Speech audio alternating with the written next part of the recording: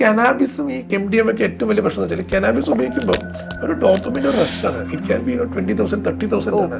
അതുപോലെ ഈ MDMA ഒക്കെ യൂസ് ചെയ്യുന്ന സമയത്ത് ഒരു ലാക്സ് കണക്കിനാണ് നമ്മുടെ തലച്ചോറിൽ ഡോപ്പമിൻ അങ്ങോട്ട് കൂടുന്നത്. അപ്പോൾ അതുകൊണ്ടാണ് നമുക്കൊരു ക്ലൗഡിലിരിക്കുന്ന ഒരു എക്സ്പീരിയൻസ് ആ കനാബിസ് യൂസ് ചെയ്ത്. ഇപ്പോൾ MDMA ഒക്കെ യൂസ് ചെയ്ത ആൾക്കാർ പറയും ആ സമയത്ത് എനിക്ക് ഭയങ്കര വിവിഡായിരുന്നു എൻ്റെ സെൻസേഷൻ. എനിക്ക് ഇലകളൊക്കെ മെല്ലെ ഇളകുന്നതായി തോന്നി, കളറൊക്കെ എനിക്ക് കുറച്ചും കൂടി ഈസി ആയിട്ട് പെർസെപ്ഷൻ വന്നു തുടങ്ങി എന്നുള്ളത്. നമ്മുടെ നോർമലായിട്ടുള്ള നമ്മുടെ ജീവിതത്തിൽ ഹാപ്പിനെസ് എന്താ?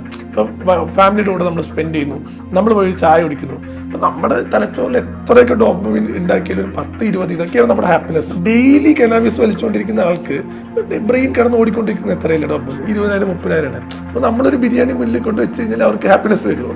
ഇല്ല. അപ്പോൾ അവർക്ക് ഫാമിലിയോട് ഇരുന്ന് ബിരിയാണി കഴിക്കുമ്പോഴേക്കും അവർക്ക് ക്രേവിങ് എന്താ? പോയി കനാബിസ് വലിക്കണം. ക്ലാസ്സിലിരിക്കുമ്പോഴും അവർക്ക് പോയി ക്രേവിങ് എന്താണ്? ഈ കനാബിസ് വലിക്കണം.